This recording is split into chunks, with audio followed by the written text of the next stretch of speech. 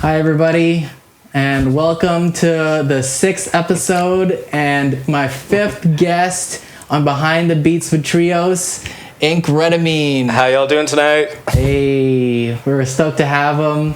A little bit about Matt here. We got connected over the internet, just being in the same social circles, and when I released my EP, Surrender, Matt had the idea. He's like, "Hey man, you should get it on Spotify." I'm like, "How do I do that?" And so just by him asking, I took it upon myself to learn how to get it on a distribution. I think it's like DistroKid. DistroKid, yeah. Yeah, and I was able to get my release out on Spotify and iTunes and all platforms. So I've got Matt to thank for that. He's a marketing genius.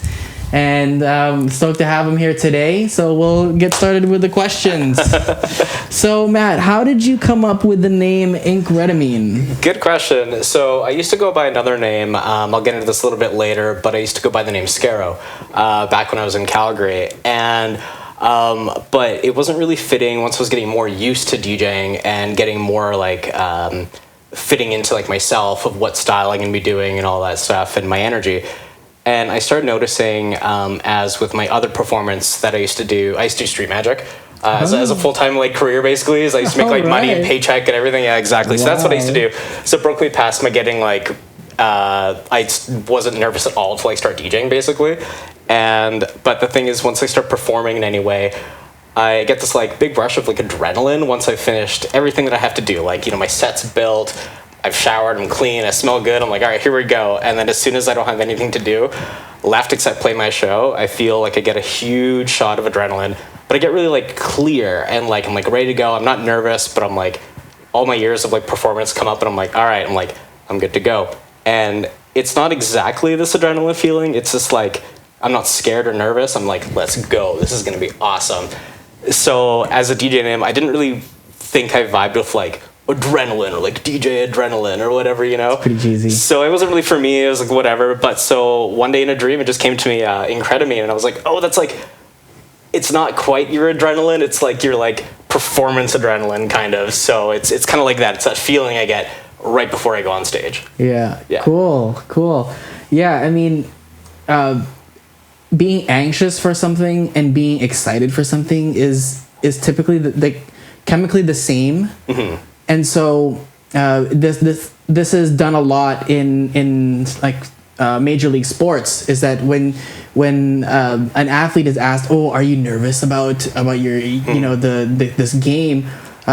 What you'll get often is the athlete will say, "No, I'm excited." Yeah. Right. So there's that unknown, the uncertainty, and so you can choose to either frame it as like, "Oh no, I'm nervous," or I'm excited for what could be. Exactly. You know? And if I'm not mistaken, I read a quote that I know Shaq feels the same way, because his quote when somebody asked him, so like, why did you get into like DJing and producing when you were into like sports and all this other stuff?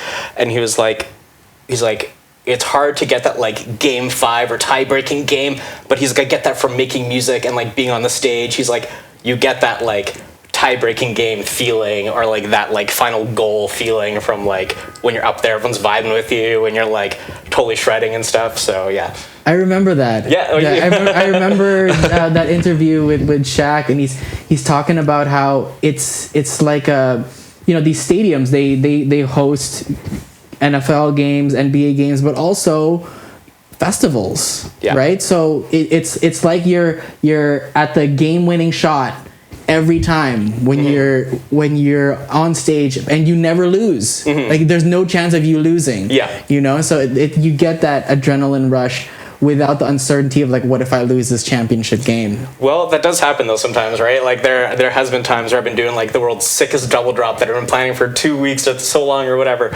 and something happens and it dislodges at the last second, and like you don't get that double drop, and it's kind of like you miss the game-winning shot, and you're like, oh no, like, and you gotta like repair yourself on stage in front of all these people and stuff. So there's that too, right? I feel like there's a story behind that.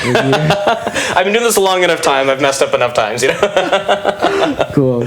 Yeah. So tell us about your vision for Get Ready Radio. Yeah, so it's just a quick little like micro backstory about it is one of my best friends, Jake Vacuity, who is part of Get Ready Radio. We would always like, we'd have the deck set up at my house and we'd always be playing music because we'd always be together and like practice together and all this. And we'd always just be like having a couple drinks and getting ready to like go out for the night. And so I remember so many times it'd be like, man, we're like shredding right now. This is so much fun. Like, why don't we just throw in the webcam or something and like whatever, right? And then we'd go play a show right after, and then we'd be like, okay, cool. Like when we'd see people that we were just talking to or texting, and eventually we're like, man, why don't we have people like get ready with us? And I was trying to I was formulating this project, and eventually I was like, after many different names and things, I thought of like Get Ready Radio, because I'm like, we're getting ready all together. We're getting ready to go out. We're making plans together in the chat room and all this. But also like it's really turned into a really funny thing. Like I had one of our friends, Dee, message us in the group chat. She's like, guys, the music is so good. I burnt myself with my hair iron just now. And I was like, yes, that's exactly what we want, you know? Like, but the vision for the whole thing is, so basically we like play for that time from like 5:30 to 9:30 when people are getting ready, they're hanging out, maybe your friends are over having a couple beers or whatever. So it's that fun time to like connect and grow the community in the bass community of Vancouver, because, you know, everyone might be going to different shows or having different events or going to different like genres of stuff, but we're all still one like group of music people. We all love music, right? And that's why we play a good like variance of music on the show, is because, you know, everyone wants something a little different, but it's good to try other things at the same time.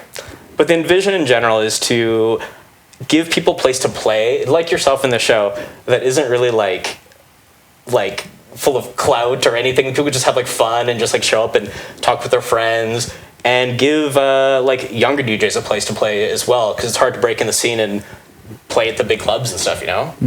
Yeah. Cool. So on the personal side, you are a father. Yep. But what I wanted to ask you about is you're also a plant daddy. Now, tell us about some of your plans. Well, in here, I already kind of feel like I'm like on the show between two ferns. You got a lot of plants too. So, some of my friends, quite a few people will give me their plants to take care of when they're dying, because I've raised so many plants from the dead. My nickname is the Necroplanter.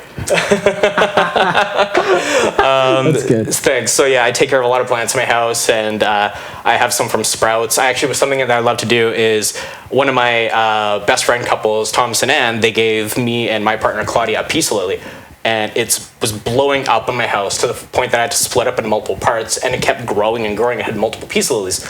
So what I've been doing is taking these parts of peace lilies and giving it to my friends, and then I continue to chop them up, and they chop them up and give them to their friends. So now there's a good network of people that have my like all my peace lilies and stuff. It's like a plant MLM. Yeah, exactly. This is a triangular plant scheme. Yeah, so. Exactly. A triangle, not a pyramid. No. We don't do that here. So what do you do for work outside of music? Good question. So that's part of what like got me into music. So right now I am the manager of creative and marketing at a company called Global Village English Schools. So we help people come to Canada from all over the world. We set them up with like the English courses they need for whatever purpose they need, you know, like immigration, social, whatever.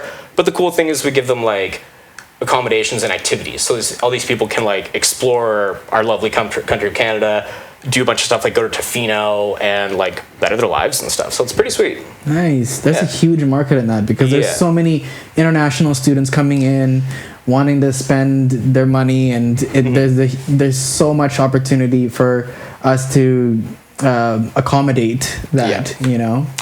Yeah. But yeah, I do a lot of our like website work, brochures, marketing, all of our stuff, and yeah, all that kind of fun creative stuff. Which I'm sure you apply in your creative side too, right? Yes, exactly. So my job and my music stuff go a little bit hand in hand, as it helps me figure out ways to like expand my stuff, you know, and like in my reach and my brand and everything. Cool. So can you give some marketing tips for our viewers who are looking to grow their brand? Yeah, so I was kind of thinking about this. I thought this would probably come up. And one thing that I get a lot, because I always tell a lot of people I love critiquing music, because like, am I the world's best producer? No, but I can definitely tell you like, okay, that part sounds weird, you know, and I'm willing to always just lend an ear to a friend or even a stranger or whatever. But something I really recommend that a lot of people do, and this isn't exactly a marketing tip, but like, don't just like plop into people's DMs and be like, peep this, new track, blah, blah, blah, or like no words, just drop like a link and you're like, cringe. I'm always going to go like, no. Like, if you're not willing to give me like, hey man, I'm working on this cool tune, I'm hoping you can help me critique this. If you can't at least do that, all you're going to get is a, sounds cool, mate. Like, you know, like, but you know, be polite with the people in the community, and, you know, if you're seeking respect, you know, be respectful towards those people. But one really big thing that actually I just made a PDF on to help people is making a link in bio, if you haven't already done so. So the one that I am migrating to right away is called beacons.ai. So what it is it's like Linktree, if you know what that is, right? But like way better, because there's a lot more features for free. But the cool thing is, and what I was explaining to some people the other day, because you know how the Spotify Wrapped came out recently? A lot of people were like kind of complaining that like, oh, I got all these plays, but I made $2 or whatever, which fair enough. But if you use Beacons, you can actually upload your tracks to like a store that you make on your LinkedIn profile, or on your link in bio, and you can sell your music for whatever you want. So you can still have your music on Beatport, SoundCloud, all those things like that.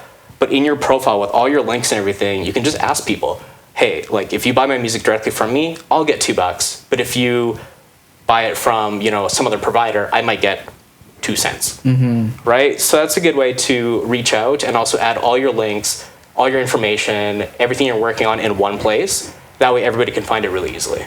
Cool. Yeah, I mean, you would only really have to worry about label exclusivity if you're with bigger labels. Exactly, yeah. But for independent artists and you could be on some big labels, but then some of your music can be independently released, and so that's a way that you can really leverage the stuff that you self-release. Well, it's also a good quick way to help with brand awareness. Like if you have a show coming up and you're trying to do or like a release, and you're doing like posts and Instagram stories, and even like if you're really on it doing like videos and stuff, that's kind of spreading yourself thin in a lot of ways. But also, if you link all those things to one link in bio where all your stuff is coming into, say you can like remove an event link and tickets from your link in bio when it's done, and add in new ones progressively, and not do it on like multiple platforms. So it saves a lot of time. Interesting. Well, I'm stoked to see where that project goes. 'Cause anything to, you know, just leverage new technology, will definitely help. You know, and with the up and coming artists too, they've a lot of them would have been growing up with this new technology, whereas, you know, old timers like us, like we were exposed to this at a much later age. You know. Cool. So, how did you first get into electronic music? Cool question. So as I was mentioning before, I used to do street magic professionally and stuff. So I was working at the Calgary airport, and like it was straight my job. Like I paid my car insurance and everything, so it was pretty awesome.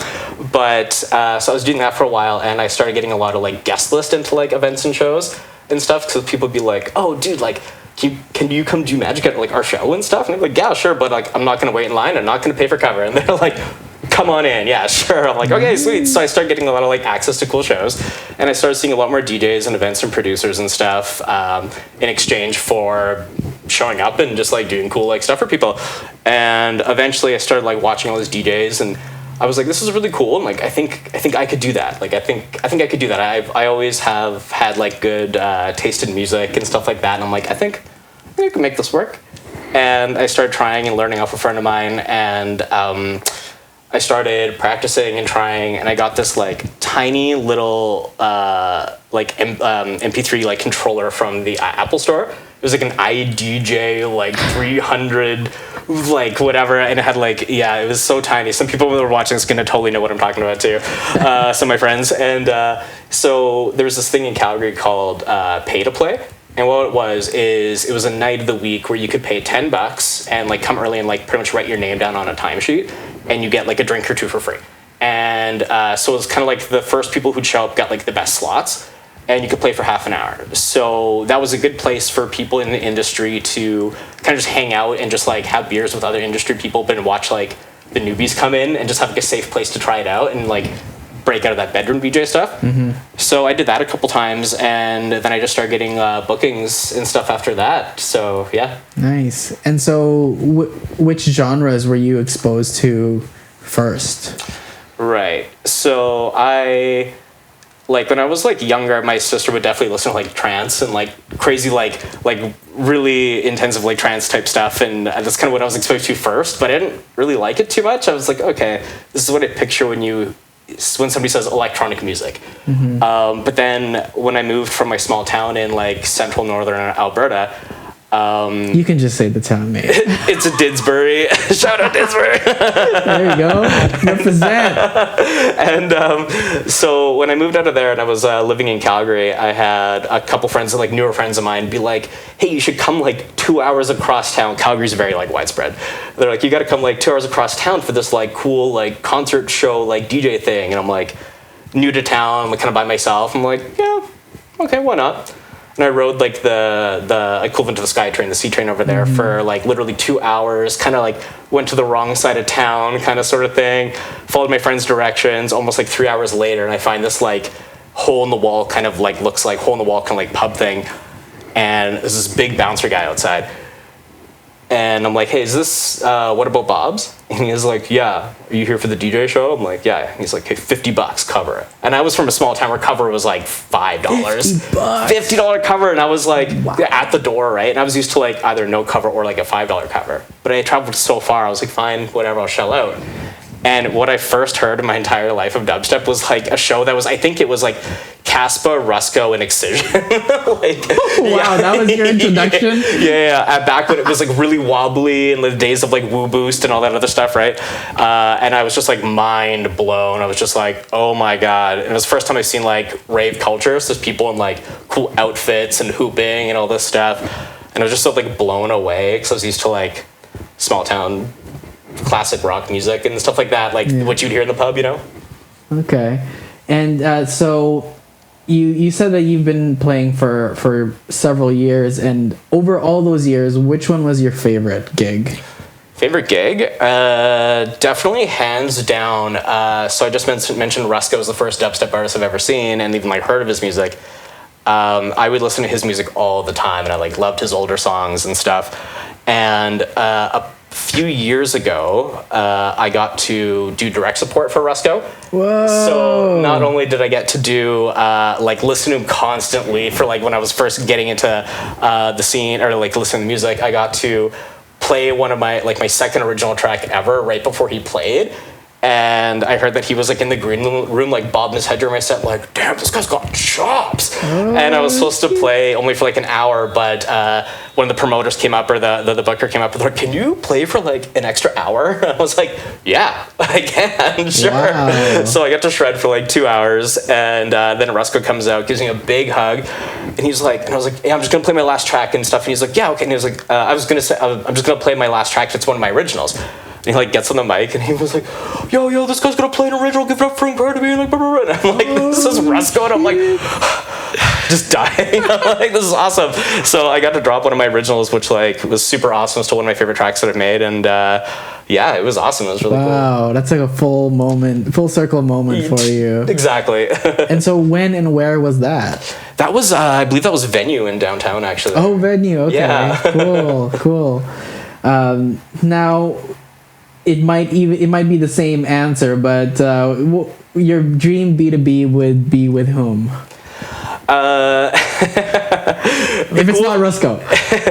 The cool thing is, with Get Ready Radio, I already get to B2B with my friends Vacuity and Palehawk all the time anyways, so those are my dream B2Bs. But if I had to really pick, I would say like a famous person, probably like Ahi actually, and he's coming to town this week, yes. So I'm gonna be there. But yeah, so Ahi would be awesome. We both play just like kind of like vibey dubstep, not like really aggressive like tear out, but like I love his style of music and his type of dubstep and everything. Mm-hmm. And his tutorials are insane. And too. Super insane. Yeah, I learned exactly. a lot from them. Yeah, they just got really cool like there's certain artists that you hear, because, you know, sometimes when you hear dubstep, some songs can kind of sound like a little bit the same. There's a bit of a formula sometimes. But people like Ahi and a few other artists, they just sound different. They try new things, and it's really refreshing. Mm-hmm. Yeah, I think Slink is kind of in that same realm, because he does a lot of tutorial videos as well, mm-hmm. and I've learned a lot from both Slink's and Ahi's. I love when he's like, "What's up, aliens?" Yeah, that's his whole thing. Yeah. For sure. Actually, yeah, I'm really excited to see him on Saturday, because I think that's the right venue for him to be in town for Red Room. That's going to be it's going to be for sure. I will definitely be there, and the homie Kate is going to be playing too. So shout out Kate. And Father Funk, man, like one of my favorite Fractal 4 sets from this year is definitely from Father Funk. Mm-hmm. That's gonna be a good show. Yeah. All right. So, also on a personal note, you recently got engaged. Congratulations, man. Yeah. I have a ring too. Nice. So, tell us about your lucky partner. Yeah. So her name is Claudia, most beautiful lady that I know. We've been dating for about almost coming up on 8 years, with about like 6 months of engagement in there too. But I met her because I was playing music. I was playing at a house party that me and Jake Vicuti were at. We like collabed on our combined birthday party and like a Spanish themed kind of party. So we were gonna play music. So there was people in like taco outfits and like tequila going around and all this, and it was really fun. And we were playing music, and Claudia apparently didn't really know about like anybody at this party, but somebody at her university was like, "Oh yeah, there's gonna be a party at this place. Like go here or whatever." And her and her one friend decided the last possible minute to like raid the party. And they were walking around, I guess, and kind of like, I don't really know if the party's going to be really fun or if there's anyone we know. And they come downstairs, and I love to play like, I have a secret passion for like twerk and Moombahton and like 100 BPM, kind of like really fun tunes. And she comes down, and apparently I was playing a song that she's been listening to for like weeks on end, like on repeat. And she came down right as I was playing it. What? And we both were just like, damn. And I swear, one singular light like came on her, and then we ended up hanging out and a bunch of stuff. The story can go on for a while, but yeah, we ended up hanging out, and yeah, she's awesome, and we take care of my daughter Atlas, who's 9 years old, and we're a funny little like trio, and yeah, it's super awesome. That's such an amazing story. It's very, very sweet. Thank you. It's I'm sure I can see the look on your face when you talk about her and how you guys met, and it was while you were doing what you loved, and she listening to it for, like, come on, that's like that, the word for that is serendipitous, right? It was such obscure music, and like on our first date, she was like, we were like having a beverage at somewhere in downtown, the Canby, and she was like, so yeah, I like your music. Do you know what Moombahton is? And in my head, I'm like having flashbacks of hundreds of shows I played doing like Moombahton music and like all this stuff. I'm like, oh yeah, I've heard of it. Yeah. Like, yeah. So I knew that like she was the one right from there. I'm like, okay, we listen to the same weird music and like all this, and yeah. Love it. Love it. So where do you see yourself in 5 years on your musical journey? Sure, great question. So I've been working really hard at like producing music again. I took a little bit of a break. I was doing a lot of study and lots of stuff, and I'm kind of feeling like I'm at that cusp of finally being able to make the music that I want to make, not just kind of like what's coming out, because that's what it's kind of sounding good at the time, like as I'm trying to make something. But yeah, I feel myself making a lot more music coming up in the next few years, and putting out a lot of releases, doing things with Get Ready Radio, and helping like younger artists emerge, and working with people like yourself too, and everything. So yeah, just staying true to the music scene and doing what I can to help out. Sweet. And you've got an exclusive set for us coming up. Yes, I built it just for this. Excellent. Can you tell us a bit about what we're gonna hear?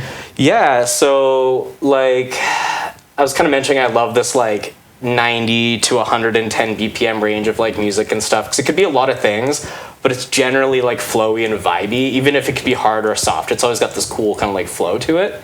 That's kind of like a mid-tempo kind of thing. So I'm going to be like playing around a bunch of like my favorite songs, but I'm going to take you from like twerk to mid-tempo to kind of funky dubstep-y kind of stuff, and all just kind of in that like fun range kind of. Okay. Yeah. I'm stoked to hear it. Well, thanks for answering my questions here, Matt. we've got the exclusive set coming up, and so stay tuned, and we'll catch you at the next episode right after Inkredamine.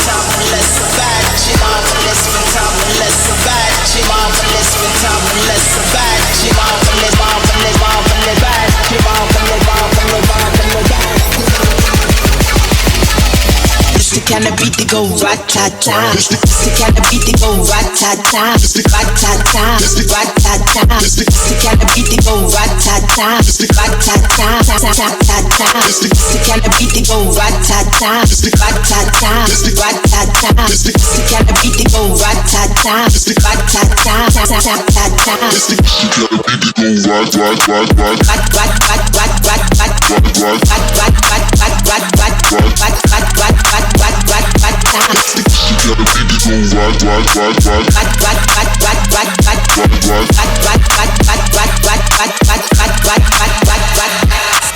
See Elliot, that's so tight.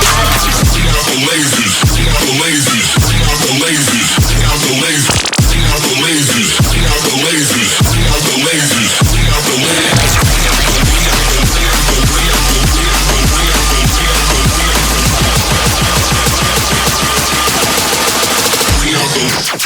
Blazer, blazer, blazer.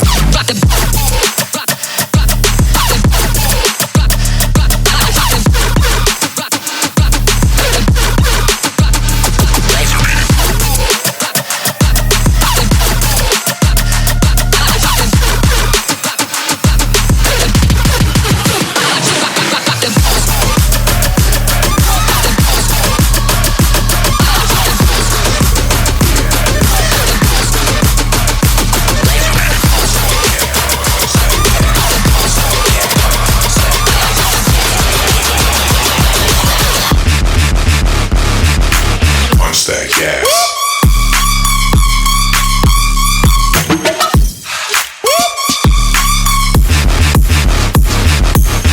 Give me gas.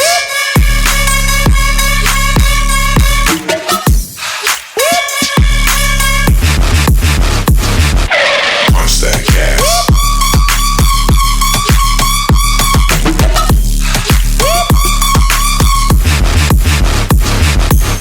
Give me gas.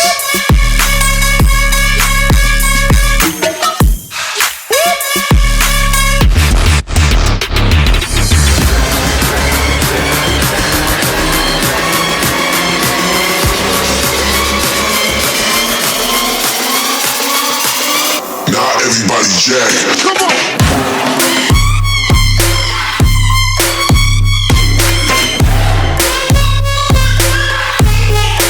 Jack. Come on.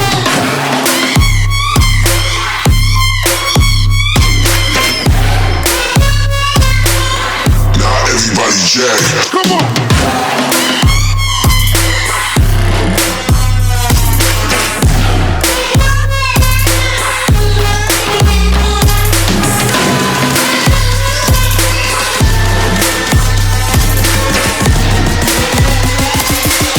Feel the energy in your vertebrae.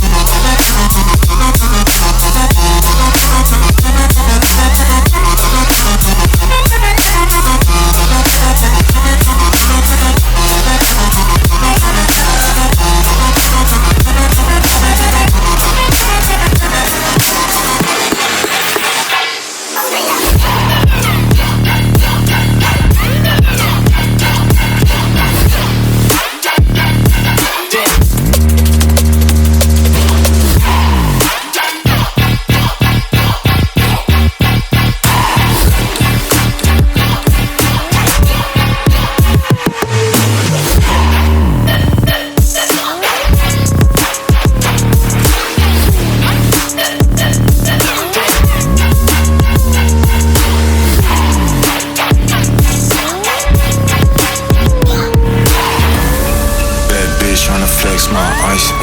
Little bitch, that shit cost your life. Cost shit like it got no price. Top gang, y'all walking like mice. Space dash to the guap on schedule. Been smash on the model, big vision. Rubber band's best friend, that's big blue. Iced out, looking like a walking igloo.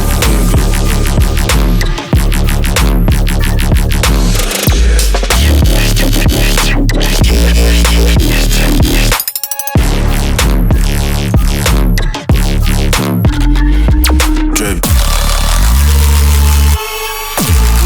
Iced out, looking like a walking igloo.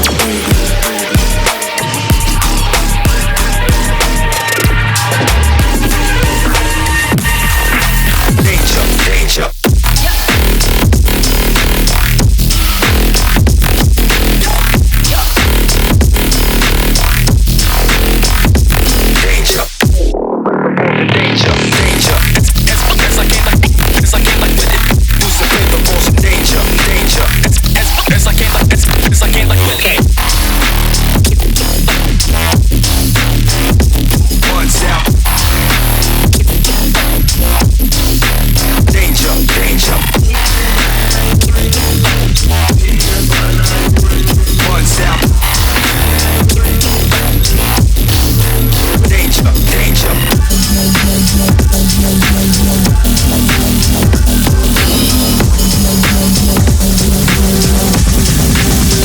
This is how we do it.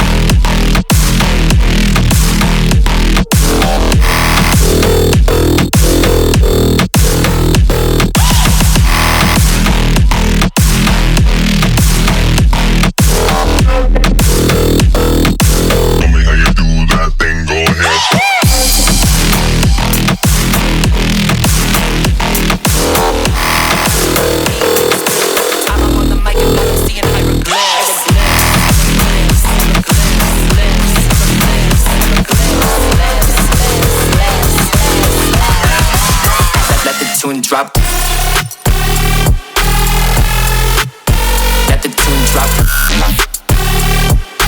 Let the tune. Let the tune drop. Let the tune. Got the big sound, coast to coastin'. Yes, I'ma blow the minds, then I'm ghostin'. He stay with the tissue and the lotion. Yeah, I shut that shit down, then reopen. Got the big sound, coast to coastin'. Yeah, I'ma blow the minds, then I'm ghostin'. I'ma blow them, I'ma blow them, I'ma blow them, I'ma blow them, I'ma blow the minds, then I'm ghostin'. We got booty on the beat. Every time they hear the sound, they throwin' booty in the street. Yup, and it moves you with the trees. Every time he come around, they gon' make the bass shut that shit down, then re-shut that shit down, then re-shut that shit down, then re-shut that shit down, then re-shut that shit down, then re-shut that shit down, then re-shut that shit down, then re-shut that shit down, then re-shut that shit down, shit down, shit down, shit down, shit down, shit down, shit down, let the tune drop. Yeah, we pass around the beat like a joint. If you're taking up my time, I'ma hit the invoice. Pass around the beat like a spliff. Every time I'm on the mic, I got them seeing hieroglyphs. Yeah, let me pop that, pop that. I've been so up in my bag, they asking how I got that. Yeah, you should watch that, watch that. Got your man up in his head, he wondering how to top that.